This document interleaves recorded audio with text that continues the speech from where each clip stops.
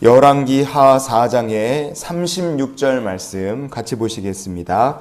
엘리사가 게하시를 불러 저 수넴 여인을 불러오라 하니 곧 부르매 여인이 들어가니 엘리사가 이르되 내 아들을 데리고 가라 하니라. 아멘. 오늘 우리가 읽은 이 본문의 얘기는요, 자식을 잃은 수넴 여인의 이야기입니다. 이 수넴 여인, 자녀를 잃었다. 근데 그 큰 슬픔 중에서, 그 큰 환난 중에서 이 수넴 여인은 믿음이 무엇인지를 우리에게 보여줍니다. 삶의 엄청난 문제를 만났으나 그 문제 가운데서 하나님께 나아간 사람, 이 수넴 여인의 믿음을 통해서 오늘 우리에게 들려주시는 하나님의 마음을 나눌 수 있기를 원합니다. 열왕기하 4장의 20절 말씀을 우리가 같이 봅니다. 곧 어머니에게로 데려갔더니 낮까지 어머니의 무릎에 앉아 있다가 죽은지라 그랬습니다. 이 수넴 여인의 아들이 죽은 얘기를 이렇게 성경 얘기해요. 어느 날 아들이 엄마한테 머리 아파요 그러더니 엄마 품에 앉아 있다가 애가 그냥 죽은 거예요. 얼마나 이 충격적인 사건입니까? 그러나 이 수넴 여인은 어떻게 했느냐? 열왕기하 4장의 21절, 22절 같이 이어서 봅니다. 그의 어머니가 올라가서 아들을 하나님의 사람의 침상 위에 두고 문을 닫고 나와 그 남편을 불러 이르되 청하건대 사환 한 명과 나귀 한 마리를 내게로 보내소서. 내가 하나님의 사람에게 달려갔다가 돌아오리이다. 이렇게 말합니다. 이 수넴 여인은요, 아이가 죽은 충격적인 사건인데도 원망하거나 낙심하지 않았어요. 하나님께로 믿음으로 나아갑니다. 집중했어요. 왜냐? 답은 하나님께 있다고 믿었기 때문에 그렇습니다. 그 모습을 성경은 이렇게 얘기합니다. 열왕기하 4장의 24절 같이 봅니다.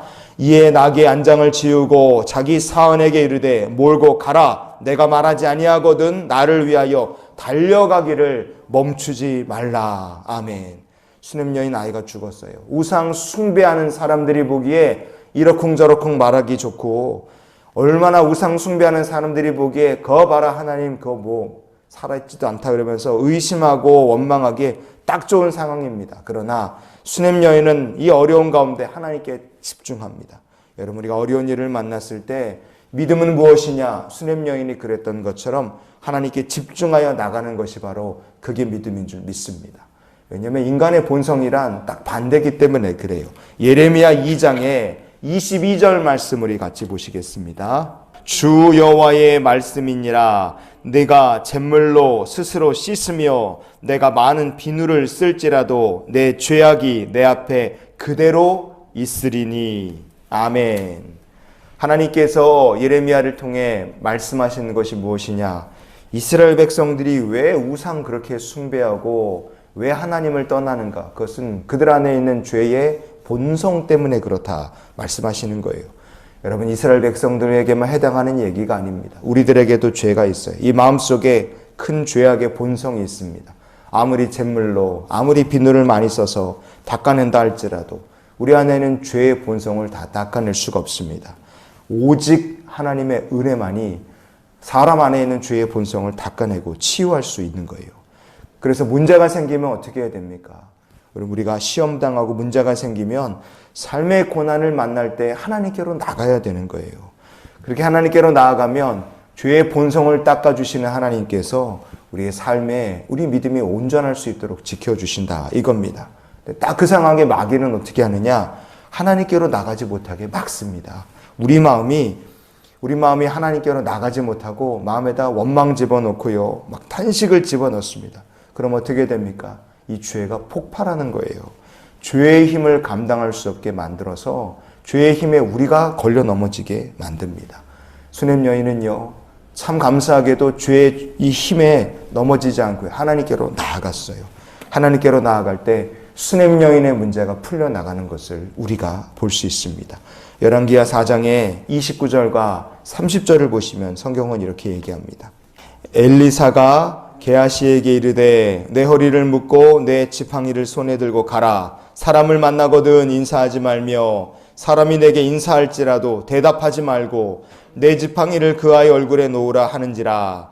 아이의 어머니가 이르되 여호와께서 살아계심과 당신의 영원히 살아계심을 두고 맹세하노니 내가 당신을 떠나지 아니하리이다. 엘리사가 이에 일어나 여인을 따라가니라. 아멘.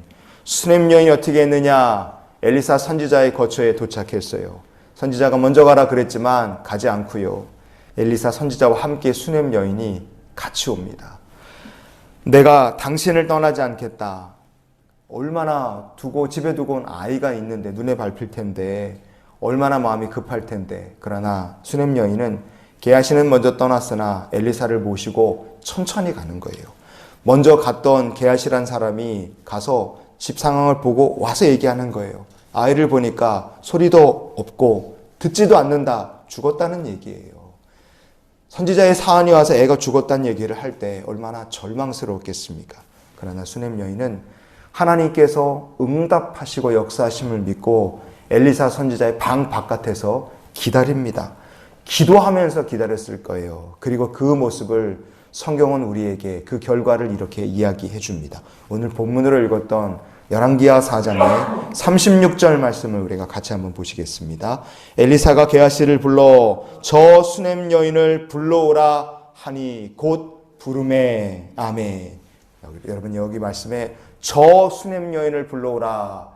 엘리사 선지자는 이렇게 얘기를 했어요. 불러오라 이렇게 번역이 된 히브리어 본문이 쾌라라는 말입니다. 히브리어로 쾌라라고 되어 있어요. 이 말은 부른다라는 뜻도 있지만 초청한다는 뜻도 있습니다. 그냥 쓰는 말이 아니에요. 초청입니다. 왜 그냥 쓰지 않는다 얘기하느냐? 사무엘상 3장 말씀에 보면 하나님께서 어린 사무엘을 부르십니다. 3번이나 부르세요. 사무엘아, 사무엘아. 그래서 성소에서 자고 있던 사무엘을 하나님께서 3번이나 부르실 때 그때 사용한 말이 바로 쾌라라는 말입니다. 하나님께서는 문 바깥에서요. 지금 이 수냄 여인이 걱정과 염려, 근심, 슬픔 중에서도 하나님을 신뢰하며 역사 은혜가 나타날 것을 기다리고 있지 않습니까? 기도하면서 기다린 그 여인을요. 하나님 어떻게 하셨느냐? 그 기도하면서 기다린 그 여인을 하나님 베푸신 기적의 현장, 은혜와 자비가 나타난 그 자리로 하나님께서 초청하신 겁니다. 성도 여러분, 믿음으로 사는 자 하나님께서 오늘 주의 은혜가 있는 곳에 하나님 역사 섭리가 나타나는 그곳으로 하나님께서 초청하여 주실 줄 믿습니다. 오늘 우리의 삶에도 하나님께서 그렇게 은혜의 자리에 역사하시는 현장으로 초청하시고 우리를 그 귀한 축복의 자리에 세우시는 귀한 하루가 될 줄 믿습니다. 그래서 우리가 이런 기도로 오늘 하루의 삶을 살았으면 좋겠어요. 오늘도 주의 말씀을 붙들고 기도하게 하시며 승리하게 하여 주시옵소서. 수냄 여인이 절망 가운데 할 일이 무엇이냐? 성도가 어려움 가운데 할 일이 무엇이냐? 그것이 말씀 붙들고 하나님께 나가는 것이며 주의 은혜에 집중하는 것이다. 하나님께서 우리들에게 수냄 여인을 통해 성도가 해야 될 일을 알려주신 줄 믿습니다. 그렇게 하는 성도, 수냄 여인처럼 하나님의 은혜의 자리로 초청하여 주실 것이고 주의 역사하심이 있는 그곳에 우리를 세워주실 줄 믿습니다. 한날의 삶이 하나님의 은혜의 자리, 축복의 자리, 주님의 주 되심을 알려주시는 그 귀한 자리에 초청받고 주와 함께 서는 복된 날이 되시기를 예수님의 이름으로 축원을 드립니다.